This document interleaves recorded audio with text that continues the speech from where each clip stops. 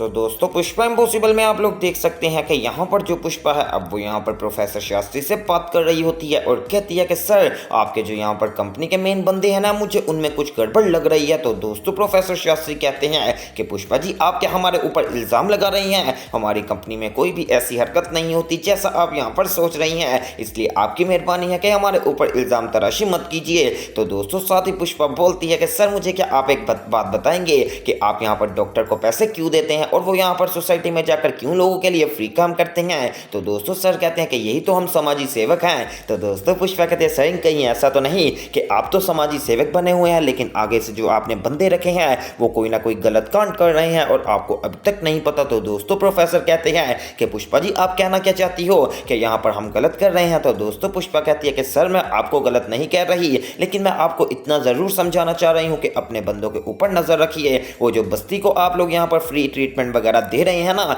उसमें एक ऐसी बीमारी फैली हुई है जो कि यहाँ पर नाकाबिले बर्दाश्त है और काफ़ी ज़्यादा लोगों की उस बीमारी से मौतें हो रही हैं। लेकिन आपको इससे क्या लगे, आपको तो अपने आप से लगे मैं ये केस ज़रूर लड़ूंगी और आपको ये केस जीत कर भी दिखाऊंगी। तो दोस्तों प्रोफेसर शास्त्री कहते हैं कि पुष्पा जी आप जितने मर्जी केस लड़ लीजिए, जब आपने फाइनल स्टेज पर आना है ना तो आपका मुकाबला यहाँ पर अपने उस्ताद से नहीं होना बल्कि एक अलग रूप में प्रोफेसर शास्त्री से होना है जो कि अपनी बस्ती के लिए नहीं लड़ेगा बल्कि वो यहाँ पर अपनी कंपनी के लिए लड़ेगा। और मुझे पूरी उम्मीद है पुष्पा जी जब भी आप मेरे खिलाफ आएंगी ना तब मैं आपको हरा ही दूंगा क्योंकि मेरा एक्सपीरियंस आपकी यहाँ पर एज से काफ़ी ज़्यादा है, इसलिए आपकी मेहरबानी है कि हमारे मसलों में ना पड़िए। अगर आपने कभी गलती से भी ऐसा काम कर दिया ना तो पुष्पा जी आपको जो मार खानी पड़ेगी वो आप सारी ज़िंदगी नहीं भूल पाएंगी। दोस्तों ये बात करते हैं ना जब प्रोफेसर शास्त्री तो पुष्पा कहती है कि ठीक है सर अगर आप ऐसे ही मुझे चैलेंज कर रहे हैं तो मैं आपका चैलेंज एक्सेप्ट करती हूँ और आपको मैं ये केस लड़कर दिखाऊंगी, चाहे आखिर में आप आ जाए या फिर आपके यहाँ जो भी बड़े हैं वो सारे आ जाएं लेकिन मुझे कोई नहीं हरा पाएगा क्योंकि जब मैं यहाँ पर आऊँगी ना कोर्ट में तो पूरे सबूतों के साथ आऊँगी, तब मैं आपको समझाऊंगी कि सर आप बहुत ही ज़्यादा गलत कर रहे थे। अब दोस्तों ये बात करके यहाँ से पुष्पा चले जाने वाली है और कहती है अपने यहाँ पर पार्टनर से कि इधर आइए मुझे आपसे कुछ ज़रूरी बात करनी है। अब दोस्तों जब यहाँ पर पुष्पा चले जाती है तो प्रोफेसर सोच में पड़ जाने वाले हैं कि कहीं पुष्पा सच में मुझे हरा तो नहीं देगी, लेकिन फिर प्रोफेसर कहते हैं कि नहीं यार ये तो अभी हमारी बच्ची है, ये हमें कहाँ से हरा पाएगी। दोस्तों अब पुष्पा यहाँ पर जाती है अपने कोलीग के साथ और कहती है कि हमें यहाँ पर ज़रा ज़्यादा मेहनत करनी पड़ेगी और इस केस के बारे में खाली पानी नहीं चलेगा और ना ही इसके सारे टेस्ट वगैरह चलेंगे, हमें और भी इन्वेस्टिगेशन करनी होगी क्योंकि जो ये राजवीर शास्त्री है ना ये बहुत ही बड़ा भयंकर आदमी है। अब दोस्तों इतनी ही देर में पुष्पा को फ़ोन आ जाने वाला है और वो भी किसी और का नहीं बल्कि ऋषभ की माँ का। और दोस्तों ऋषभ की माँ कहती है कि पुष्पा जी जिस बात का डर था वो काम यहाँ पर हो गया है। दरअसल जो मेरा बेटा है ना ऋषभ वो घर पे मौजूद नहीं है और वो यहाँ पर लगता घर छोड़कर भाग गए हैं और वो दोनों लोग यहाँ पर भागकर शादी करने वाले हैं। मैंने उसकी अलमारी भी चेक की है तो उसमें कपड़े भी मौजूद नहीं है। अब दोस्तों जब पुष्पा ये सब सुनती है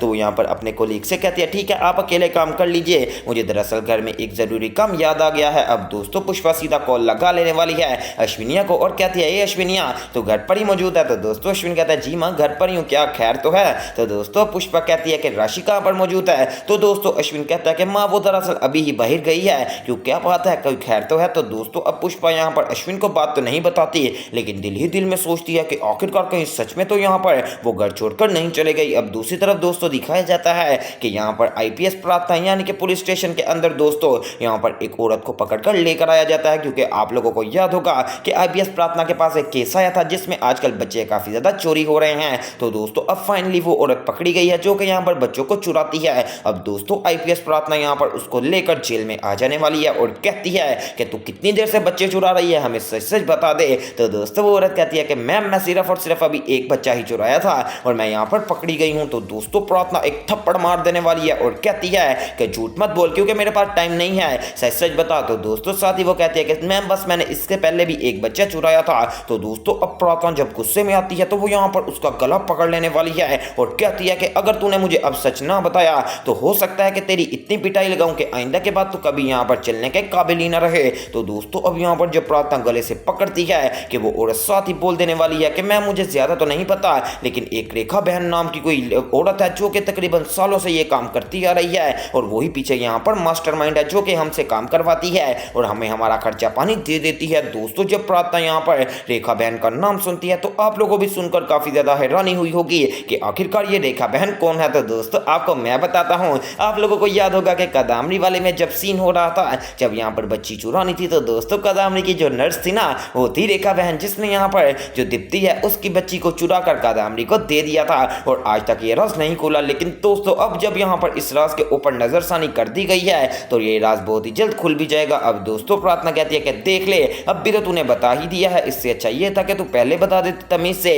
ना तुझे थप्पड़ खाने पड़ते और ना ही मैं तुझे यहाँ पर ऐसे झिंझोड़ती। अब दोस्तों प्रार्थना यहाँ पर जेल से बाहर आ जाने वाली है और अपनी मेन प्रिंसिपल को यानी कि अपने से ऊपर जो पुलिस ऑफिसर हैं उनको फोन करती हैं और वो कहती है कि मैम मैं आपसे बात करना चाहती हूँ कि रेखा बहन नाम की कोई औरत है जो कि ये सारे बच्चे वगैरह चुरवाती है, आपके अगर रिकॉर्ड में मौजूद है तो आप मुझे बता दीजिएगा। तो दोस्तों अब यहाँ पर जो मेन मैम है ना वो भी कहती हैं कि यानी कि प्रार्थना तुम बिल्कुल फिक्र मत करो, अब हमें नाम पता चल गया है तो हम पता लगवा ही लेंगे कि आखिरकार ये रेखा बहन नाम की कौन है जो कि हमेशा दूसरों के साथ मिली होती है। अब दोस्तों दूसरी तरफ दिखाया जाता है कि यहाँ पर जो कादम्बरी है वो अपने सारे लोगों में बैठी होती है, क्योंकि जाहिर सी बात है एक गाँव की सरपंच है तो वो यहाँ पर ऊंची जगह पर बैठी होती है कि दोस्तों उसकी अचानक नजर जाती है कि एक यहाँ पर कपड़े में लिपटी हुई पता नहीं मर्द है कि औरत, लेकिन वो बार बार दूर खड़ा कादम्बरी को झांक रही होती है। अब दोस्तों कादम्बरी एक दफा देखती है, दो दफा देखती है, फिर अपनी एक यहाँ पर औरत को पास बुलाती है और कहती है जरा देख कर आओ वो कौन है जो कि यहाँ पर बार बार तांगा झांकी कर रही है या फिर कर रहा है। अब दोस्तों यहाँ पर जाने वाली है कादम्बरी की औरत, लेकिन उसको पता नहीं चलता क्योंकि वो यहाँ पर पहले ही भाग जाने वाली है।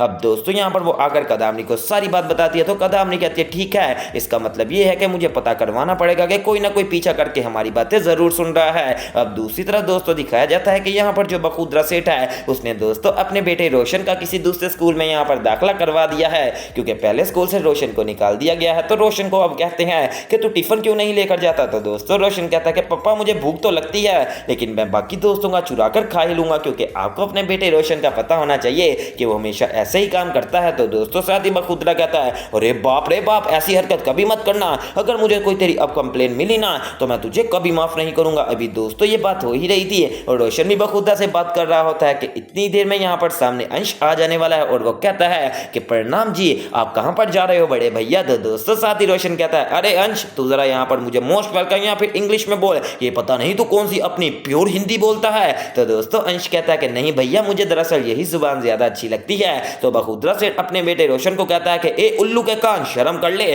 देख ले तेरा भाई कैसी उर्दू बोलता है, यानी कि कैसी यहाँ पर बोलता है, पंजाबी भी बोल लेता है, ये हिंदी भी बोल लेता है और तू उल्लू का पट्टा ही रहेगा। वेल दोस्तों अब यहाँ पर ये तो थी एक छोटी मोटी नोकझोंक, लेकिन बहुत ही बड़ा सवाल ये पैदा हो गया है कि आखिरकार जो कादम्बरी है उसका क्या सच सबके सामने आ जाएगा और रेखा बहन क्या पकड़ी जाएगी, वो सब तो अब यहाँ पर प्रार्थना के अंडर आ गया है। और मुझे पूरी उम्मीद है कि प्रार्थना जो भी काम पकड़ ले उसको पूरा अंजाम तक पहुंचा कर ही रहती है। तो दोस्तों आने वाले एपिसोड्स देखना मिस मत कीजिएगा और मेरे चैनल स्पाइसी एंटरटेनमेंट को सब्सक्राइब करें।